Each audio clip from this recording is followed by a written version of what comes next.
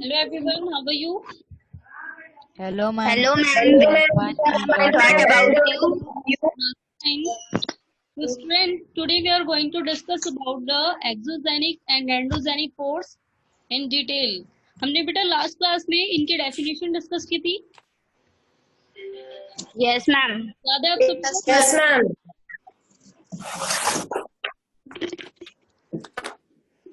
Okay, very good. Yes Ratnesh, आप बताइए what are endogenic force?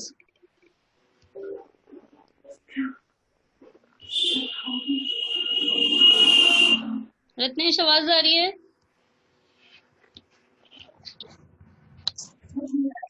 Prachi, आप बताइए बेटा what are endogenic force? And the force which act in the interior of the earth are called endogenic force. Very good. चलिए अभिषेक, आप बताएंगे बेटा what are exogenic force? The force that occur on the Earth's surface is called exogenic force. Very good. चलिए बेटा, तो अब हम आज की क्लास में endogenic force and endogenic force and exogenic force के बारे में डिटेल में पढ़ेंगे. एंड इन फोर्सेस से क्या रिजल्ट निकलता है, इनके क्या इनसे क्या क्या चीजें हैं जो इन मतलब हमारी अर्थ पे कौन कौन से चेंजेस हैं जो इन फोर्स के कारण होते हैं, तो ये हमें आज की क्लास में डिस्कस करना है. Okay Yes, ma'am. Ma'am. तो हमने लास्ट क्लास में endogenic force and exogenic force के बारे में डिस्कस किया था. एंडोजेनिक मैंने आपको बताया था बेटा, जो हमारी अर्थ के इनसाइड जितनी भी चीजें होती हैं उन्हें हम एंडोजेनिक फोर्स कहते हैं. एक बार इनकी डेफिनेशन देखते हैं. देखिए, इन वर्ड के बारे में बताया है, वर्ड ओरिजिन, दैट मीन्स कि इन वर्ड की शुरुआत कैसे होती है, कैसे बनते हैं ये वर्ड. तो पहला है एंडो, जिसका मतलब होता है इनसाइड. तो एंडो प्लस जेनिक, जेनिक का मतलब ओरिजिन या उत्पत्ति, इनकी शुरुआत कहाँ से हुई, इन्हें कहाँ से खोजा गया. तो इनसाइड, इसकी उत्पत्ति इनसाइड से होती है, अर्थ के इनसाइड से. दैट मीन्स कि इसका नाम रख दिया एंडोजेनिक, अर्थ के अंदर होने वाली घटनाएं.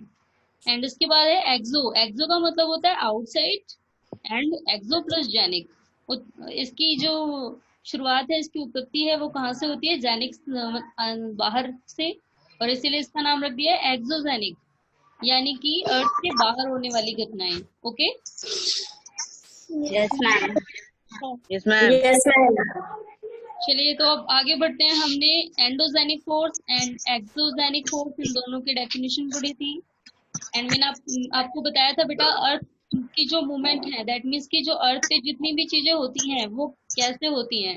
एंडोजेनिक फोर्स जो हमारी अर्थ के अंदर से जो फोर्स लगता है उससे क्या क्या होता है. तो सडन फोर्सेस मैंने आपको बताया था, जो अचानक से होता है, जिसके बारे में पता भी नहीं होता कि ऐसा हो जाएगा.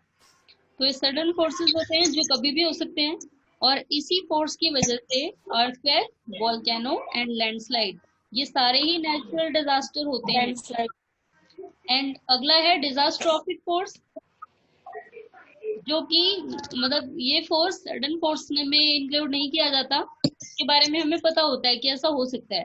तो ये डिजास्ट्रिक फोर्स, दैट मीन्स कि जो आपदा से रिलेटेड फोर्स है, ये कब आता है, जब बहुत बड़ी बड़ी बिल्डिंगें बनाई जाती हैं. तो हमारी अर्थ की कोई प्लेट बहुत हैवी बिल्डिंग बनाने की वजह से नीचे खिसक जाती है. एंड इसके बाद हमने एक्सोजेनिक फोर्स पढ़ा था, यानी हमारी अर्थ के बाहर भी कुछ चीजें चेंज होती है जिनको हम देख भी सकते हैं. जैसे पहला है एरिजनल एंड डिपोजिशनल, दैट मीन्स कि हमारी मिट्टी का एरिजन होना, उसका कटाव होना, और डिपोजिशन यानी कि हमारी मिट्टी का जमना, जिसमें हमने सेडिमेंट्री रॉक का एग्जांपल भी पढ़ा था. सेडिमेंट्री रॉक कैसे बनती है, याद है ना आप सभी को? Yes, ma'am. डिपॉजिट होके बनती है ना वो. Yes, ma'am. Yes, of. तो मिट्टी है वो डिपॉजिट होती जाती है, उसकी एक लेयर के ऊपर दूसरी लेयर, फिर तीसरी लेयर, और इसी टाइप से सेडिमेंट्री रॉक फॉर्म होती है. अब आगे आता है एक्सोजेनिक फोर्स में रिवर. तो रिवर भी कुछ ऐसे, रिवर के थ्रू भी कुछ ऐसी चीजें हमारी अर्थ पे बनती हैं जो बाकी कोई नहीं बना सकता. Wind, sea waves and glaciers, तो इन चारों चीजों के थ्रू हमारी अर्थ पे कौन कौन सी चीजें हैं जो चेंज हो जाती है, पहले जैसी नहीं रहती. तो बेटा ये सारा ही फिलहाल अभी आज हम एंडोजेनिक फोर्स स्टार्ट करेंगे. ओके, यानी अर्थ के इनसाइड फोर्स के बारे में, अर्थ की इनसाइड फोर्स से क्या क्या चीजें चेंज होती हैं। प्रखर बेटा आज आप फर्स्ट टाइम क्लास ले रहे हैं, यस मैम। एंड इससे पहले का जो वर्क है वो आपने कर लिया है। नो मैम, अभी तक ग्रुप में ऐड नहीं थे, मैं एडमिशन नहीं हुआ था। ओके बेटा, तो फिलहाल अभी आपको ज्यादा हार्ड वर्क करना है, आपको मतलब जो पिछली क्लासेस की वीडियो है वो देखनी है एंड उसके बाद अपना होमवर्क भी कंप्लीट करना है, ठीक है बेटा। Yes ma'am, yes ma'am. तो अब हम सभी एंडोजेनिक फोर्स के बारे में पढ़ेंगे। Endogenic force sometime produce certain movement and the other times produce slow movement. तो ये कभी कभी तो अचानक से होता है एंड कभी कभार धीरे धीरे होता है, कभी इतनी धीरे होता है कि हमें पता भी नहीं लगता। Sudden movements like earthquake. अब अचानक से कौन सी मूवमेंट होती है, अर्थक्वेक वाली। तो हमारी जो अर्थ है ना, मैंने आपको बताया था कि जो उसकी प्लेट है वो हमेशा ही मूव करती रहती हैं एंड पूरे साल में कितने मिलीमीटर तक मूवमेंट करती हैं वो याद है आप सभी को, हमने लास्ट क्लास में पढ़ा था। Only few millimeter. Ma'am, only few millimeter.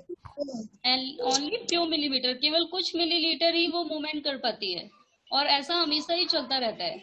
तो कभी कभार ये मूवमेंट बहुत ही स्लो होती है, लेकिन जब अचानक से ये मूवमेंट बहुत तेज हो जाती है, दैट मीन्स की जो प्लेट्स हैं वो आपस में जब बहुत तेजी से टकराती हैं, तो ऐसे सिचुएशन में अर्थक्वेक आता है। अर्थक्वेक एंड वॉल्केनो दोनों ही इसी सिचुएशन में आते हैं। Cause mass destruction over the surface of the earth. और इन दोनों ही पोजीशन में क्या होता है, हमारी जो अर्थ है इसमें बहुत मात्रा में डिस्ट्रक्शन होता है, बहुत मात्रा में बर्बादी हो जाती है हमारी अर्थ के सरफेस पे, दोनों ही सिचुएशन में। तो बेटा अर्थक्वेक एंड वोल्केनो दोनों में ही हमारी अर्थ पे काफी सारी चीजें वेस्ट हो जाती है ना। Yes, ma'am. अर्थक्वेक के बारे में तो आप जानते हैं, Yes, अर्थक्वेक ma'am. किस टाइप का वेस्ट होता है। यस, अर्थक्वेक पता है किसी को, अर्थक्वेक अर्थक्वेक क्या होता है। अगर आपसे कोई अर्थक्वेक की डेफिनेशन पूछे तो आप लोग क्या बताएंगे। Yes, ma'am. यस, किस किस को आता है, show me your hand.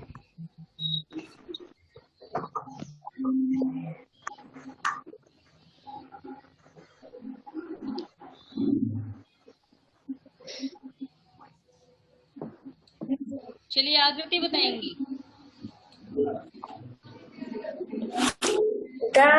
The place in the place in the crust where the movement start is called earthquake. बेटा डेफिनेशन देनी है, या तो आप कहीं चैप्टर में से पढ़ के बता रहे हैं शायद, इसकी डेफिनेशन देनी है। यस मुस्कान आप बताइए बेटा। Ma'am, earthquake occurs when our earth become vibrate and it distracts many of the things of our land. Very good. तो अर्थक्वेक कब आता है आकृति, आपको ध्यान से सुनना है, आप डेफिनेशन आप यहाँ से पढ़ के बता रहे थे। अर्थक्वेक कब आता है, जब हमारी अर्थ की प्लेट में अचानक से ही मूवमेंट होने लगती है, बहुत तेजी से मूव करती है एंड रिजल्ट क्या होता है इसका, बहुत सारी चीज, मतलब अचानक से हमारी अर्थ की बहुत सारी प्लेट टकराने से जो ऊपर की बिल्डिंग है वो भी हिलने लगती है और हमें ऐसा लगता है कि बिल्डिंग या इमारत कोई भी चीज गिर जाएगी अभी। और ऐसा होता भी है, जब अर्थक्वेक बहुत तेजी से आता है, बहुत ज्यादा स्पीड में आता है, तो बहुत सारा नुकसान होता है, बहुत सारी बिल्डिंगें वगैरह गिर जाती हैं, है ना। Yes, ma'am. Yes, ma'am. Yes, ma'am. चलिए तो बेटा अब आज हमें पढ़ना है अभी वोल्केनो के बारे में। वोल्केनो के बारे में हमने सेकंड चैप्टर में भी डिस्कस किया था। सारी रॉक्स फॉर्मेशन का कंडक्शन, जो कनेक्टर है बीच में, उन सभी का कनेक्शन वोल्केनो के साथ ही है ना। Yes, ma'am. Yes, ma'am. तो देखिए जैसे हमने भी पढ़ा था, हमारी सबसे ऊपर कौन सी रॉक बनती है, मैग्मा मेल्ट होने के बाद डायरेक्टली सबसे पहले कौन सी रॉक बनती है, याद है आप सभी को। Yes, ma'am. Igneous rock. Igneous rocks. Igneous rock बनती है एंड इग्नियस रॉक जब थोड़ी ठंडी हो जाती है वो टूट फूट करके दरारों के रूप में यहाँ वहाँ इकट्ठा होती है, कभी पानी में बह के चली जाती है, कभी धूल मिट्टी जो है वो यहाँ से उड़ा के ले जाती है और जहां पर जाकर वो सेटल होती जाती है, सेटल डाउन होने के बाद वहीं पर सेडिमेंट हो जाता है, उसका इकट्ठा हो जाती है वो, और वो हमारी क्या बन जाती है, sedimentary rock. And last rock Sedimentary कौन सी rocks. होती है, यस गौरव, मैम बेटा आप मेटामॉर्फिक बताएंगे रॉक। लास्ट वाली रॉक कौन सी होती है जो सबसे नीचे होती है, जो एंड में फिर से मॉल्ट होके मैग्मा में कन्वर्ट हो जाती है?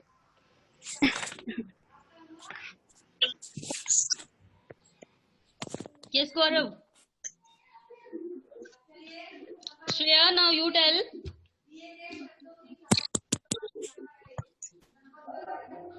यस श्रेया, नाम याद है बेटा आपको? सबसे नीचे कौन सी रॉक थी जिससे मार्बल वगैरह बनाई जाती है? Yes Abhishek. Ma'am metamorphic rock. Metamorphic rock, very good. तो सबसे लास्ट में हमारी मेटामॉर्फिक रॉक आती है सबसे नीचे, जो फिर से ज्यादा टेम्परेचर पाके और ज्यादा प्रेशर के कारण फिर से हम मॉल्टन मैग्मा में कन्वर्ट हो जाती है। तो अब वोल्केनो के बारे में पढ़ते हैं। एक volcano is the vent opening in the earth crust through which molten material erupts suddenly। अब ये जो वोल्केनो है इसमें एक वेंट होता है, ये इसे वेंट कहते हैं, जो इसका ये मुंह होता है जहां से मॉल्टन मैग्मा निकल के बाहर आता है। तो जहां से भी ये ओपन होता है, इस पूरे ये जो ये वाली नली है ओपनिंग जहां से खुलता है, इसे हम क्या बोलते हैं? वेंट। ओके, जिसे हिंदी में निकास कहा जाता है, यानी कि मॉल्टन मैग्मा का निकलने का रास्ता वेंट से ही होता है, वो इसी रास्ते से निकल के बाहर आता है, तो इसे हम बोलते हैं वेंट। अब नेक्स्ट आता है क्रेटर। क्रेटर होता है इसका मुंह। जैसे हम लोग खाना खाने के लिए अपने माउथ का यूज करते हैं, ऐसे ही मॉल्टन मैग्मा जब बाहर आता है तो इसका ये मुंह ऊपर से ओपन होता है, और इस मुंह को हम क्या बोलते हैं? Crater. Okay, Yes, ma'am. Yes, sir. ये ड्राइंग Yes, कौन ma'am. कर रहा है आज?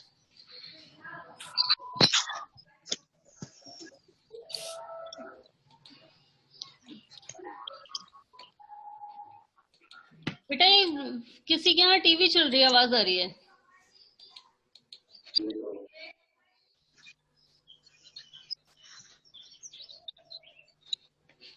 चलिए तो अब आगे देखते हैं इसी पिक्चर को।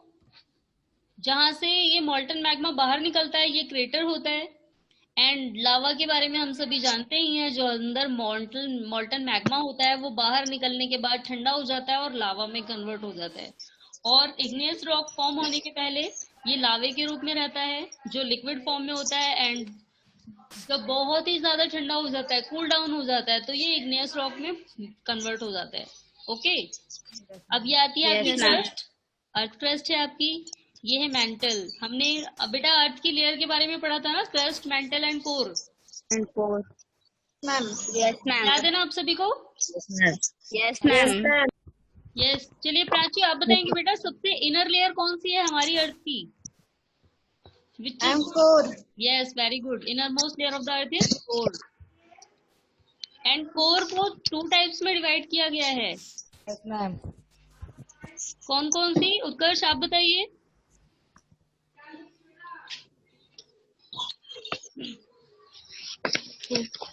Yes Utkarsh.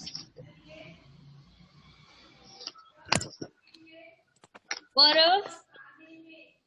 Yes Gaurav, now you Inner tell. and inner core and outer core, very good. And Utkarsh बेटा, ऐसा नहीं है कि जितनी चीजें पहले पढ़े उसे हम भूल जाएं, हमें सारी चीजें पिछली वाली याद रखनी है, तभी हम आगे वाला सीख पाएंगे।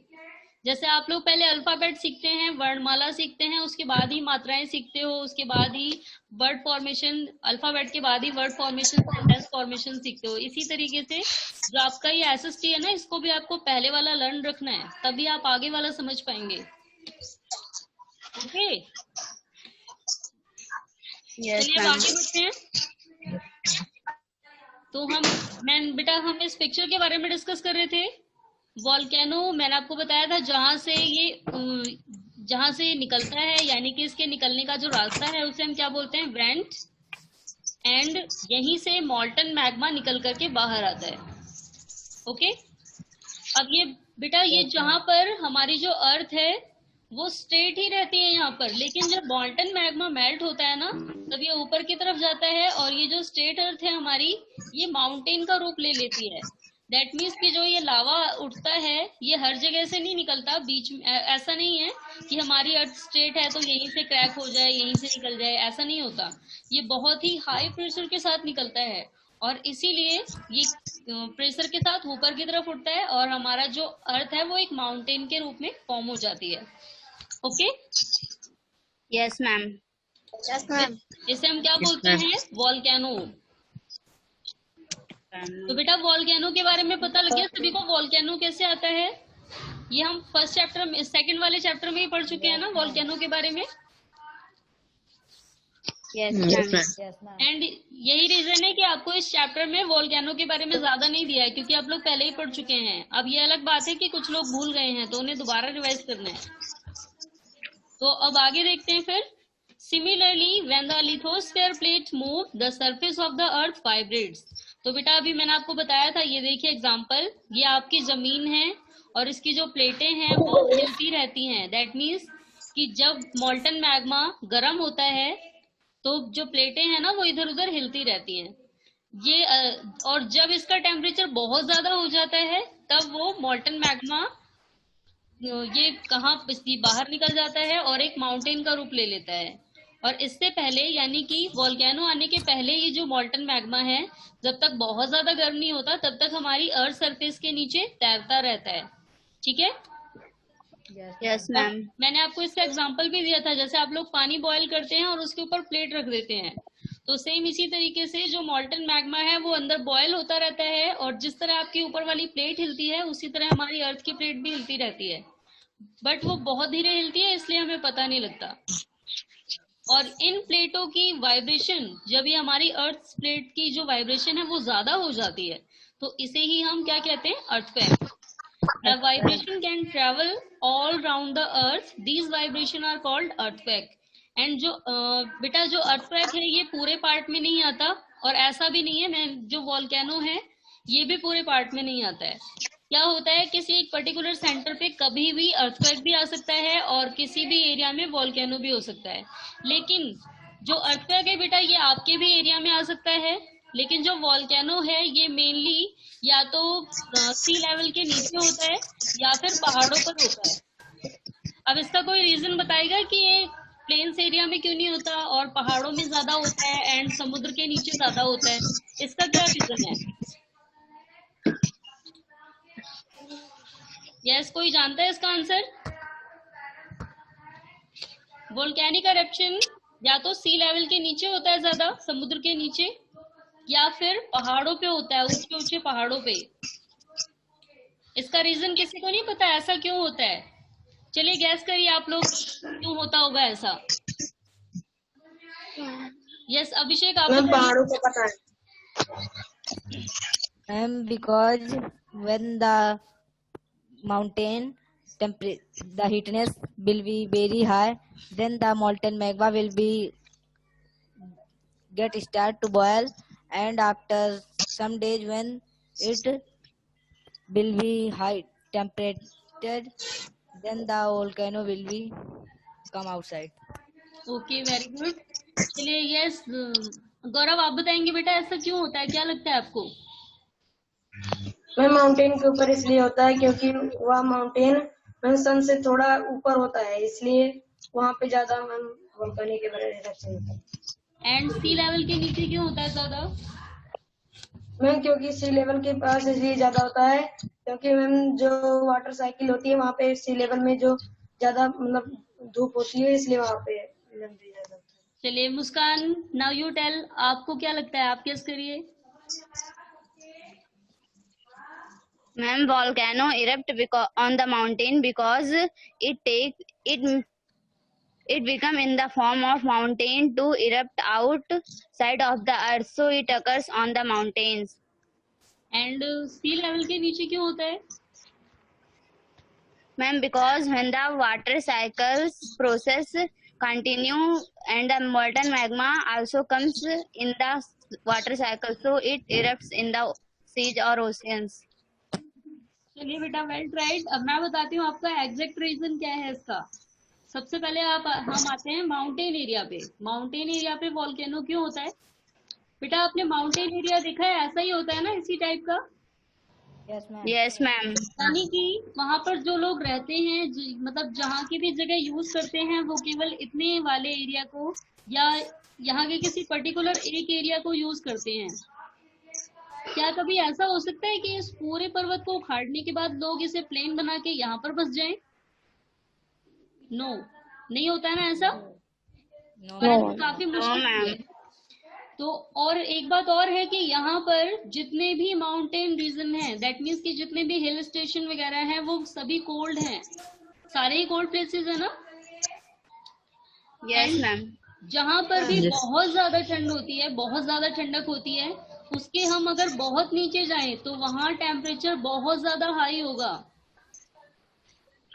ओके, मतलब यहाँ पर भी जैसे यहाँ के ऊपर बर्फ पड़ रही है, दैट मीन्स कि यहाँ पर ना ही ट्रांसपिरेशन होता है ना ही एवोपरेशन होता है, और एवोपरेशन ना होने की वजह से नीचे की हीट बाहर नहीं जा पाती और ऊपर वाले ठंडे बने रहते हैं, और जो इसके नीचे वाला प्लेस है, दैट मीन्स कि जो सबसे नीचे वाली प्लेयर है वो बहुत ही ज्यादा गर्म होगी, सबसे नीचे वाली प्लेट। और यही कारण होता है कि जब ये वाली नीचे वाली प्लेट और इसके अंदर का मैग्मा जो है वो बहुत ज्यादा बॉइल्ड होने लगता है, क्योंकि इसकी गर्मी को निकलने का, इसकी हीट को निकलने का कोई भी रास्ता नहीं है, क्योंकि इसके ऊपर बहुत ऊंचे ऊंचे पहाड़ हैं जो कि काफी हार्ड हैं, और खेती भी नहीं होती है यहाँ पर। अगर खेती होती तो प्लांट्स जो हैं वो इसकी गर्मी को ऑब्जर्व कर लेते, लेकिन यहाँ पर प्लांटेशन वगैरह भी नहीं होता है, ना ही एग्रीकल्चर होता है, और इसी वजह से जो हमारी अर्थ क्रस्ट है इसकी हीट ऐसी की ऐसी बनी रहती है, और यही कारण है कि यहाँ पर बहुत ज्यादा गर्मी होती है नीचे। और जब ये लावा गर्म हो जाता है तो ये क्या होता है, वेंट के थ्रू बाहर निकल आता है। तो आपको समझ आया माउंटेन रीजन पे क्यों होता है ऐसा। Yes yes ma'am. मैम। अब आते हैं सी लेवल पे, सी लेवल के नीचे क्यों होता है। अब सेम यही कारण सी लेवल के नीचे भी है, वहां पर भी कोई प्लांटेशन नहीं होता, कोई एग्रीकल्चर नहीं किया जाता है, और एवोपरेशन तो होता है वहां पर, लेकिन एवोपरेशन के थ्रू जो पानी है वही एवोपरेट होकर के चला जाता है, उसी का एवोपरेशन होता है। एंड जो नीचे की जमीन है वो कभी भी उसकी खुदाई नहीं हो पाती, ऐसा नहीं है कि कभी किसी ने उसकी खुदाई की हो या फिर उसको देखा हो, और ये बहुत दिनों तक ऐसे ही ऐसी एज इट इज ही जमी रह जाती है। और यही कारण है कि यहाँ की जमीन भी, जो यहाँ पर सबसे नीचे वाली प्लेट होती है, ये भी बहुत गर्म होती है, और यही कारण है कि यहाँ पर भी वॉल्केनिक एरप्शन ज्यादा होता है। लेकिन वॉल्केनिक एरप्शन बेटा हिल, जो पहाड़ी एरिया है, जो माउंटेन एरिया है, वहां पर ज्यादा होता है, बाकी जो सी लेवल है उनके नीचे माउंटेन से कम होता है। Okay, yes ma'am. Yes, ma'am. Yes, ma'am. Yes चलिए अब आप ये बताएंगे कि क्या हमारे इंडिया में वॉल्केनिक एरप्शन होता है, हमारे इंडिया का कोई ऐसा पार्ट है जहाँ पर वॉल्केनिक एरप्शन होता है।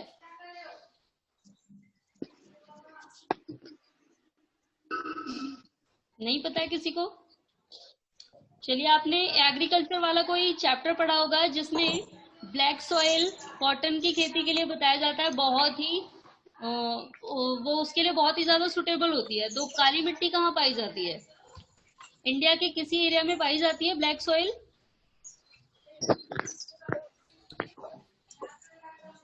किसी को नहीं पता। आप सभी ने 4th एंड 5th में ईवीएस में जरूर पढ़ा होगा एग्रीकल्चर के बारे में।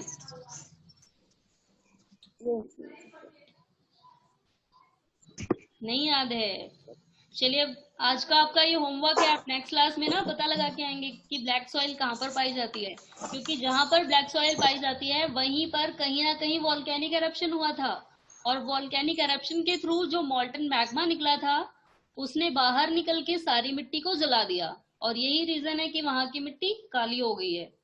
तो आप नेक्स्ट क्लास में सभी पता लगा के आएंगे कि ब्लैक सॉइल कहाँ पर है और कौन सी जगह कॉटन की खेती ज्यादा की जाती है।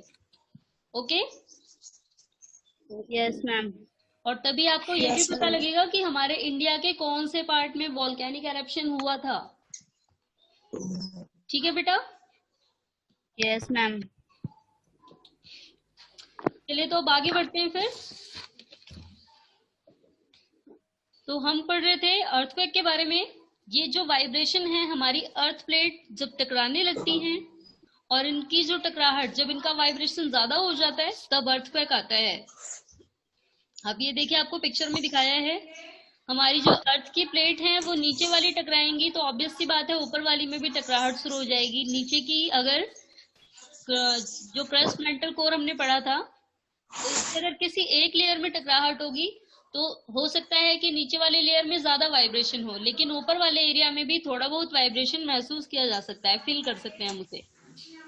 तो अब अर्थक्वेक पे आते हैं हम लोग। The place in the crust where the movement start is called focus.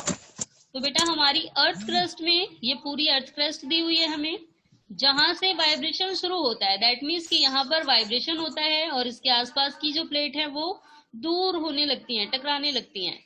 यानी कि जो हमारी जो प्लेट है वो वाइब्रेशन के कारण टूटने लगी हैं, टूट के बिखरने लगी हैं और ये एक दूसरे से दूर दूर चली जाएंगी।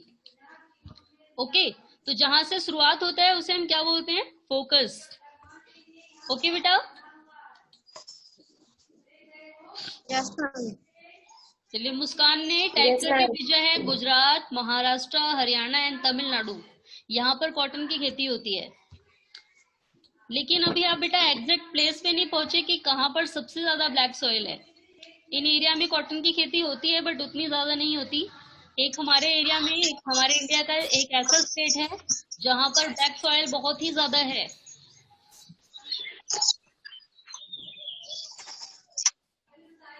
तो बेटा जहां से इसकी अर्थक्वेक की सडन मूवमेंट की, जहां से वाइब्रेशन की शुरुआत होती है, इस पॉइंट को हम क्या बोलते हैं? फोकस।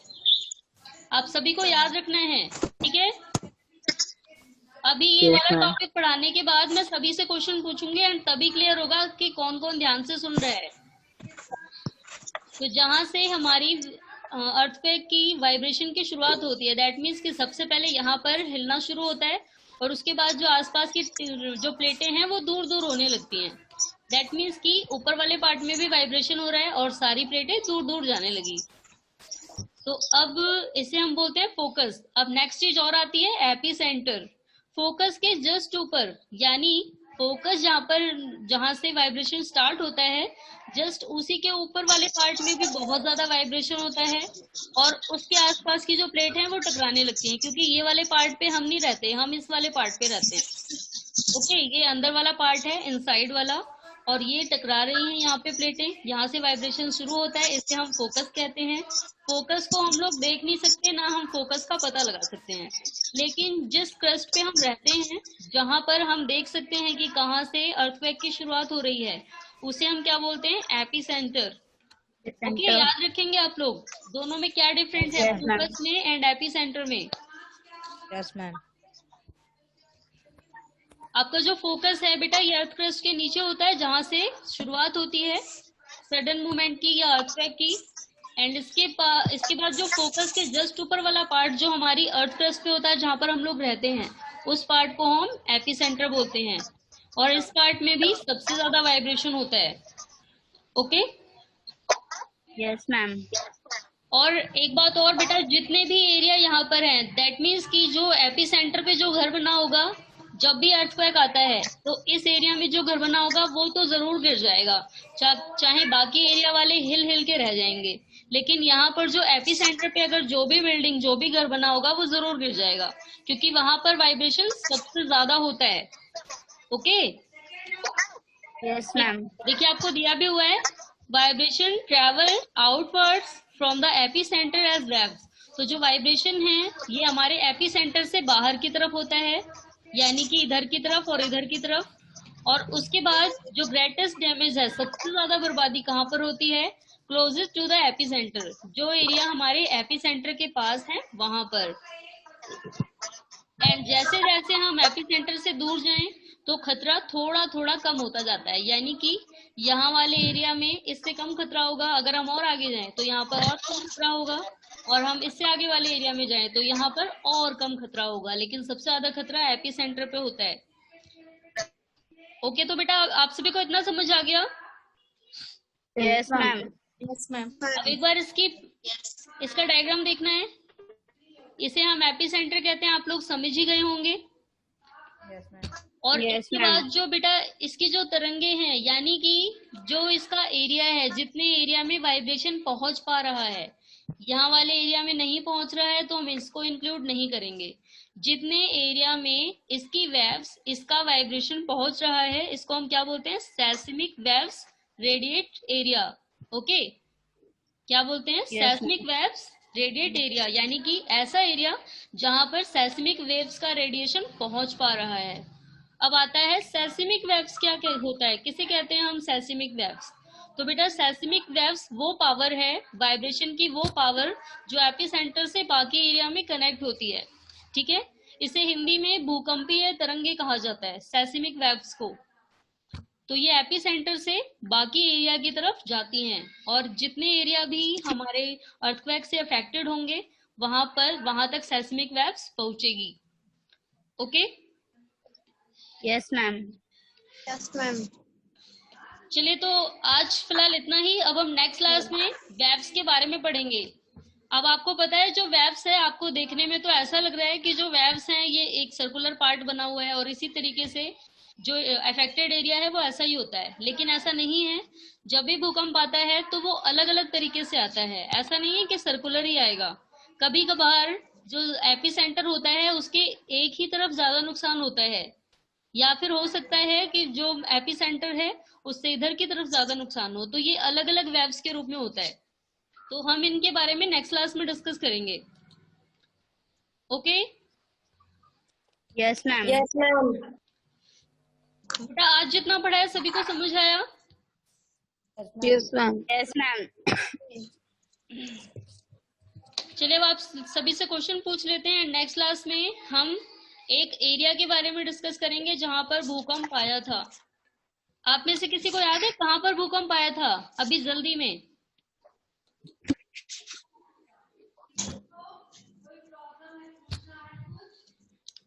नहीं मालूम है? हमारे इंडिया में बेटा अभी बहुत जल्दी भूकंप आया था। देखिए 26 जनवरी 2001 को। कहाँ पे आया था? गुजरात में। गुजरात के भुज में भूकंप आया था। गुजरात में एक भुज नाम का एरिया है, वहां पर भूकंप आया था। और इसका जो मेजरिंग पॉइंट है, जब इसे रिचर स्केल पे मापा गया तो ये कितनी स्पीड में आया था? 6.9। एंड बेटा जब भी भूकंप 3 से लेके 7 तक के बीच में आता है तभी वो इफेक्टिव होता है। एंड 7 होती है लास्ट कैटेगरी। जब भी 7 आएगा भूकंप, दैट मीन्स कि बहुत ज्यादा मात्रा में बर्बादी हो जाएगी, बहुत सारी बिल्डिंगें कोलैप्स हो जाएंगी। और जब गुजरात में ये भूकंप आया था तो 6.9 पे आया था, यानी 1 पॉइंट कम है 7 से। और आप लोग इमेजिन कर सकते हैं कि कितना नुकसान हुआ होगा यहाँ पे, है ना? Yes, ma'am. Yes, ma'am. Yes ma'am. तो बेटा आपको होमवर्क में क्या करना है आज? सबसे पहले एक तो आपको पता लगाना है हमारे इंडिया के वोल्केनिक एरिया के बारे में। हमारे इंडिया में कहाँ पर है ऐसा एरिया जहाँ पर वोल्केनिक एरप्शन हुआ था या हो सकता है। और इसके अलावा आपको ये केस पढ़ के आना है जो गुजरात के बारे में दिया है, और आप इसे सीक्वेंस में अरेंज करेंगे। दैट मीन्स कि सबसे पहले क्या हुआ होगा, उसके बाद क्या हुआ होगा। ये आपको यही वाली एक्टिविटी दी है, ठीक है? Yes, ma'am. तो आपको केवल फर्स्ट वाला क्वेश्चन करना है, नेक्स्ट वाला हम नेक्स्ट वाली क्लास में डिस्कस करेंगे। अभी आप लोगों को पढ़ाया नहीं है। जब आपको ये टॉपिक अच्छी तरह पढ़ा दिया जाएगा तब आप इस क्वेश्चन का आंसर लिख पाएंगे। ओके बेटा? Yes, ma'am. Yes, ma'am. चलिए अब Yes, बताएंगे ma'am. क्वेश्चन। तो आप सभी से क्वेश्चन पूछ लेते हैं। चलिए सबसे पहले खुशी आप बताएंगी बेटा।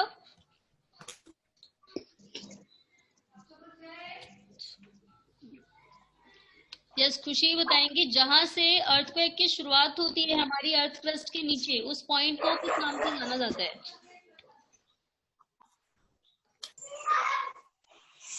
यस खुशी। प्रशांत आप बताइए। Ma'am epicentre. No, epicentre wrong answer है। यस प्रखर आप बताइए बेटा। Ma'am plate boundary. No. Yes Anurag.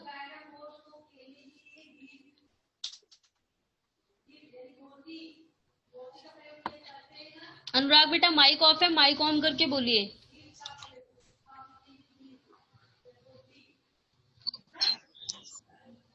अनुराग की आवाज नहीं आ रही है प्रॉपर। आदर्श। यस आदर्श, क्या बोलते हैं उस एरिया को जहां से अर्थक्वेक की शुरुआत होती है, अर्थ क्रस्ट के नीचे वाले पार्ट को? आकृति आप बताइए। Ma'am core. क्या बोल रहे हो आप? आपका तो आंसर ही नहीं सुनाई दिया मुझे, आपने क्या बताया? Yes Prachi, now you tell. Ma'am core. Focus. Focus कहते हैं उसे।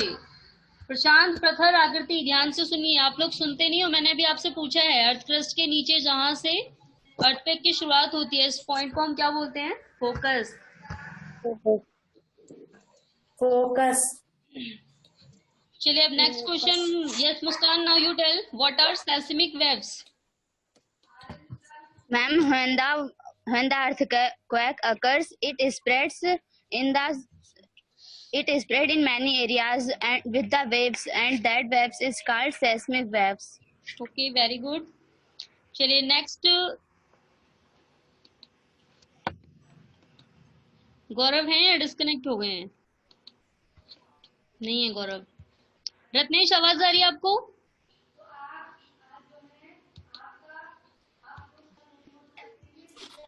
अखिलेंद्र बेटा, आपको आवाज आ रही है?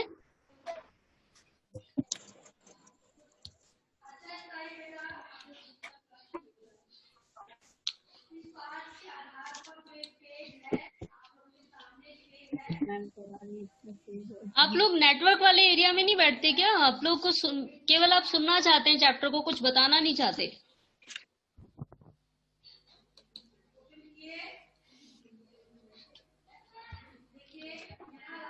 चलिए अभिषेक, आप बताएंगे बेटा, what is epicentre?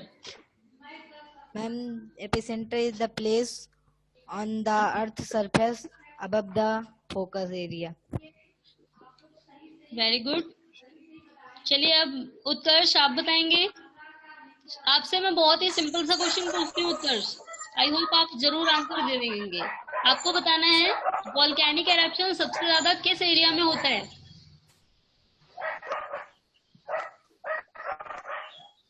Ma'am sea and mountains.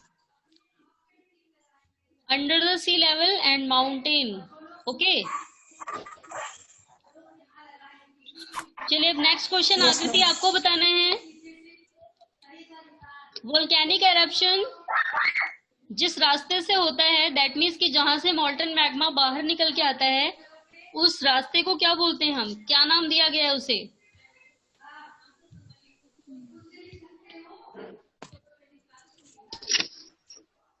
प्रखर, आप बताइए। Ma'am crater. बेटा क्रेटर उसका मुंह होता है। यस अभिषेक, आप बताइए बेटा। Vent. वेंट। चलिए बेटा, तो अब हम बाकी का नेक्स्ट क्लास में डिस्कस करेंगे। आज का टाइम भी ओवर हो चुका है। फिलहाल अभी क्वेश्चन तो बहुत सारे पूछने थे। तो बेटा जब नेक्स्ट क्लास स्टार्ट होगी, सबसे पहले आपसे इस टॉपिक से रिलेटेड क्वेश्चन पूछे जाएंगे। Okay Yes, ma'am. Okay student, फिर आप सभी अपना होमवर्क करेंगे। Yes, bye ma'am. Everyone. Ma'am, goodbye. Ma'am goodbye. Ma'am good bye.